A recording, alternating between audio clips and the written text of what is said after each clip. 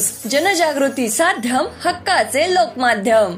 गांधी तीर्थ, निसर्गाच्या सानिध्यात महात्मा गांधींच्या जीवनावरील जगातील पहिले मल्टीमीडिया म्युझियम। आजच भेट द्या गांधी तीर्थ, जैन हिल्स, जळगाव। अधिक माहितीसाठी www.gandhifoundation.net वर विजिट करा। आपण बघतोय या वर्षाचं उद्दिष्ट आपण वाढवलंय। आपण 1.5 लाख वह्या जळगाव ग्रामीणच्या जिल्हा परिषदेच्या प्रत्येक शाळेत,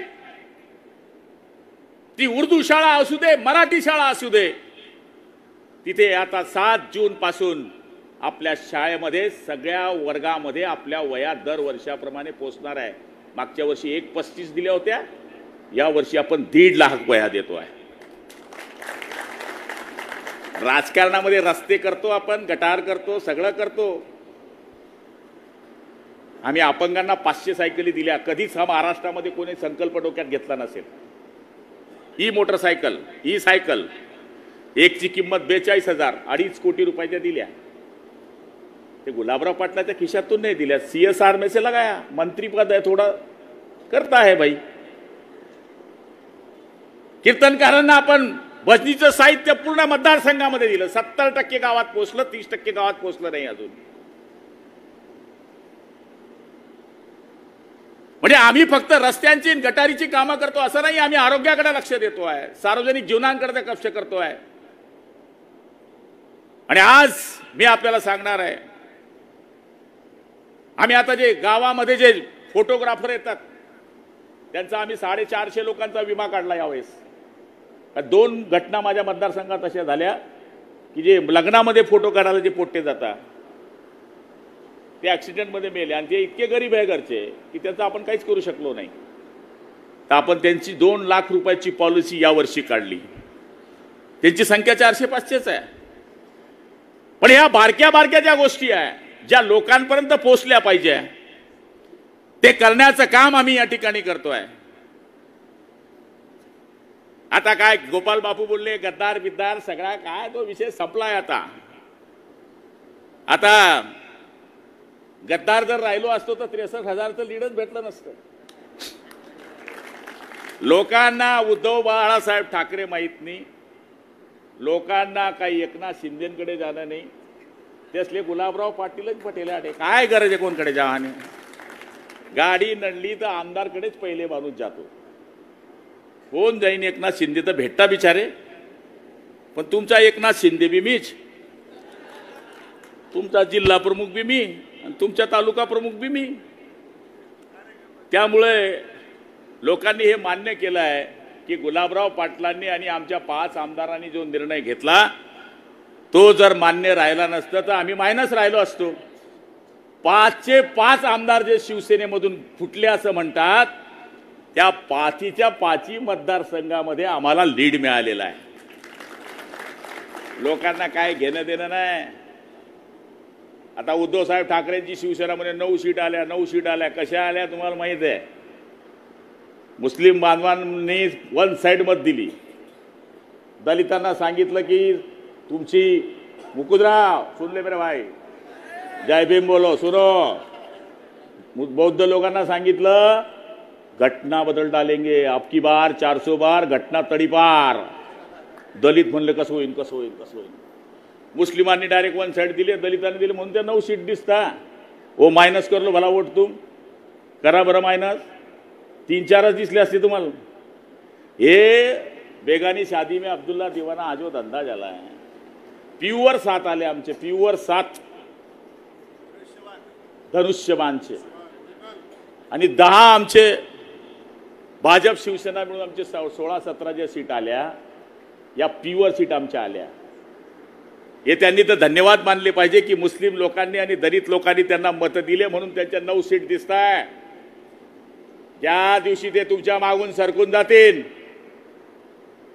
मग संजय राऊत तेरा क्या होगा रे।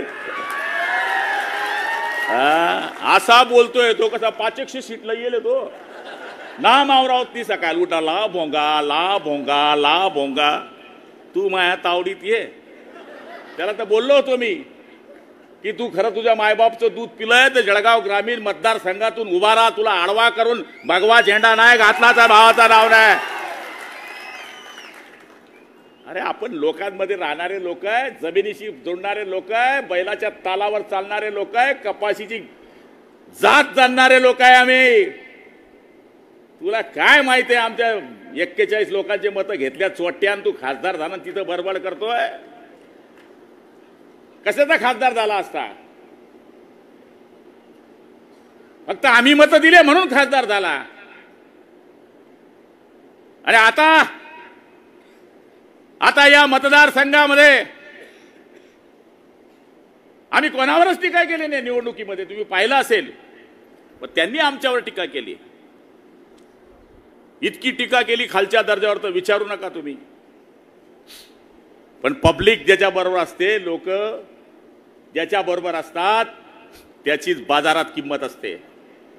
आमच्याकडे नोटांची श्रीमंत नाही आहे, आमच्याकडे बंगल्या गाड्यांची श्रीमंती नाही आहे, पण लाख मोलांच्या माणसांची आशीर्वादाची श्रीमंती आमच्याकडे आहे.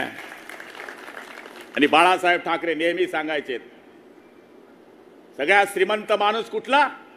ज्याच्याकडे गाडी आहे, घोडी आहे, बंगला आहे, जमीन आहे, जुमला आहे, तो नाही.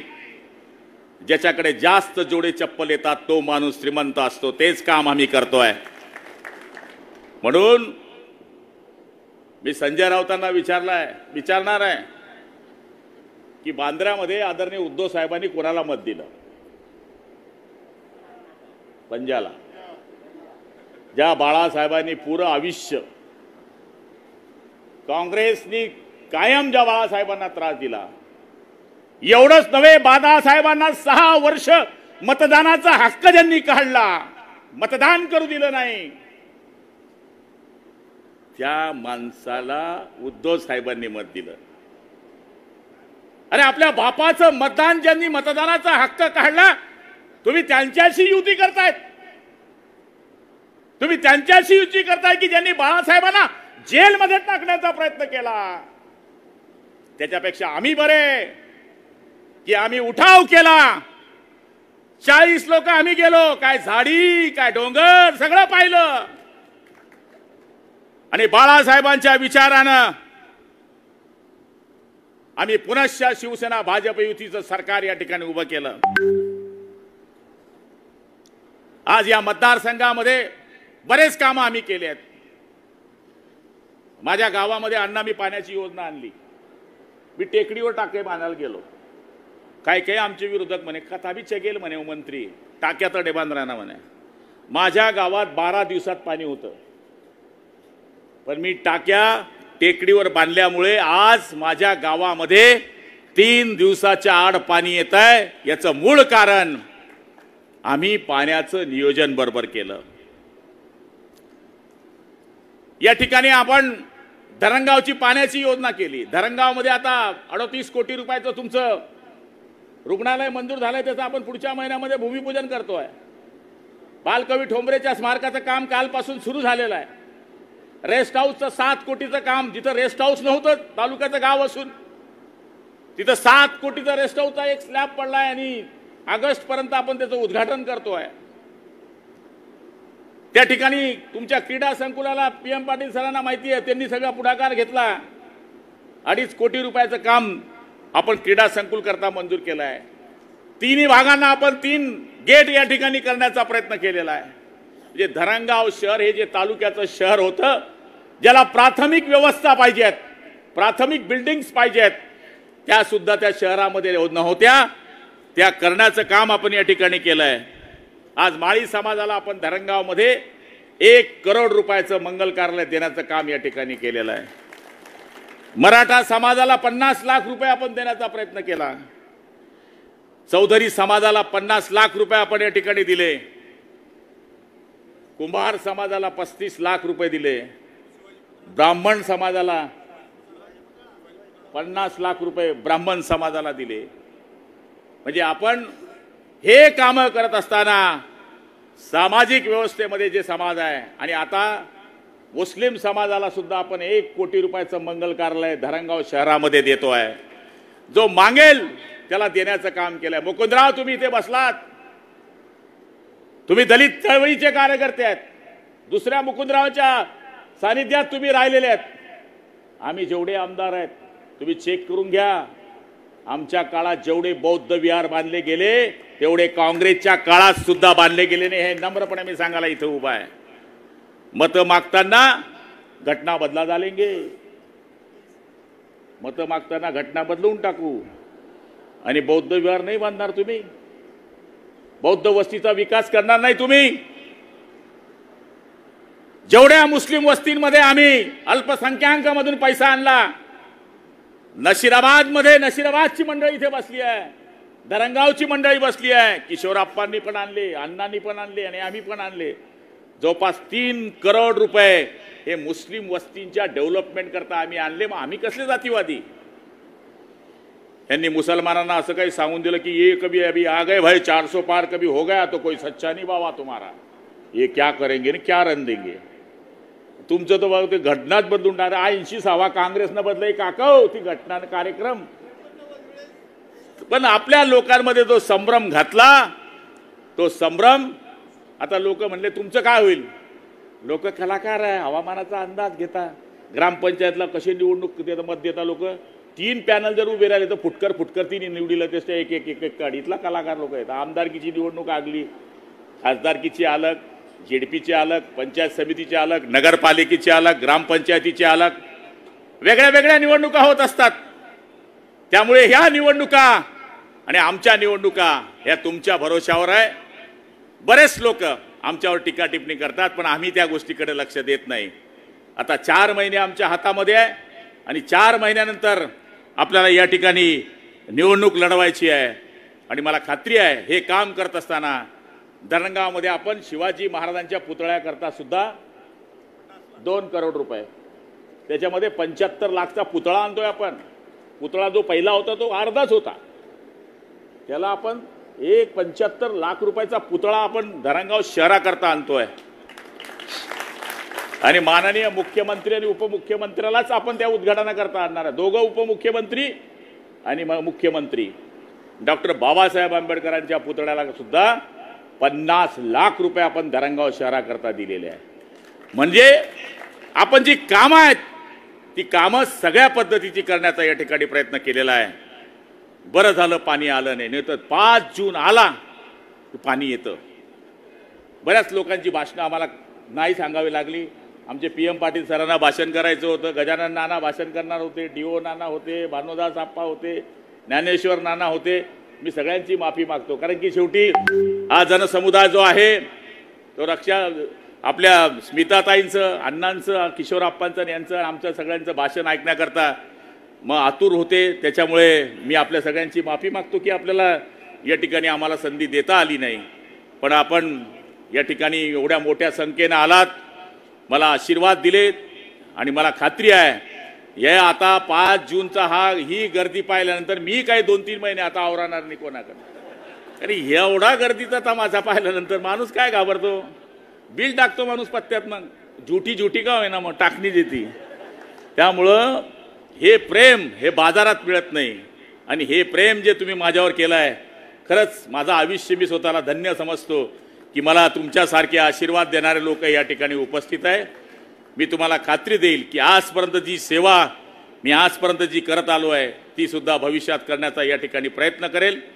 पुन्हा आमच्या स्मिताताई वाघ यांचं मी खूप खूप अभिनंदन करतो की त्यांनी आपला जळगावचा आवाज हा दिल्लीमध्ये उमटवावा अशी अपेक्षा त्यांच्याकडनं व्यक्त करतो. भाऊ म्हणून त्यांना शुभेच्छा देतो.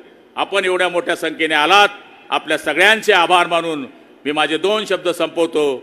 जय हिंद, जय महाराष्ट्र. धन्यवाद भाऊ. यानंतर मी विनंती करेल माजी तालुकाध्यक्ष गजानन पाटील यांना की त्यांनी आभार व्यक्त करावेत. माजी तालुका प्रमुख गजानन पाटील.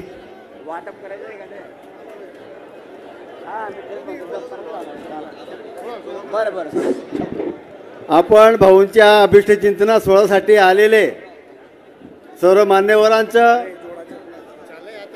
सर्व जनतेचं, कार्यकर्त्यांचं या ठिकाणी धरणगाव तालुक्याच्या वतीने, जळगाव ग्रामीणच्या वतीने खूप खूप आभार मानतो. आणि आपण आलात, सगळ्यांनी व्यवस्थित घरी जावं गाडीवर जाताना घाई गडबड करू नका, सांभाळून जावं. म्हणून सगळ्या कार्यकर्त्यांचा विनंती आहे की आपण जाताना व्यवस्थित जा. पुन्हा सगळ्याचं मी आभार मानतो आणि थांबतो. सगळ्यांना विनंती आहे की आपण स्टेजवर गर्दी करू नका, कृपया स्टेजवर गर्दी करू नका.